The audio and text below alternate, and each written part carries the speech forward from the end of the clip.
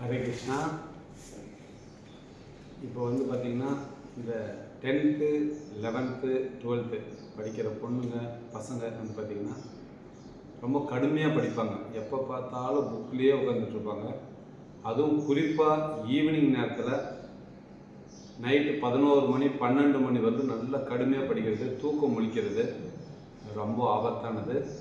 தயவு செஞ்சு நல்லா படிக்கணும், நல்லா மெமரி ஆகணும் அப்படின்னா காலையில் 3 மணிக்கு எந்திரிச்சு படிங்க. 3 மணிக்கு எந்திரிச்சு படிக்கிற படிப்பு மண்டையில் அப்படியே நிற்கும், எக்ஸாமுக்கு உதவியாக இருக்கும். அதே நீங்கள் லேட் நைட்டாக படிக்கிற படிப்பு மக்கள் பண்ணி அப்போதைக்கு எழுதுறதுக்கு மட்டும்தான் உபயோகமாகும்.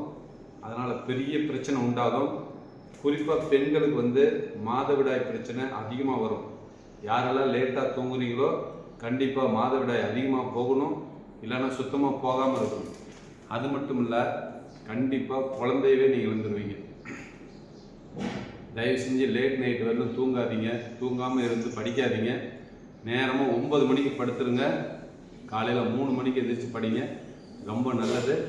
தயவு செஞ்சு தூக்கம் முழிக்காதீங்க. இதனால் மலச்சிக்கலும் உண்டாகும், உடம்புல பிரச்சனை அதிகமாக வரும், தலைவலி வரும், குறிப்பாக குழந்தையின்மை கண்டிப்பாக வரும். தயவு செஞ்சு இதுமாரி செய்யாதீங்க. காலையில் நேரத்தில் எந்திரிச்சு படிங்க. ஹரே கிருஷ்ணா.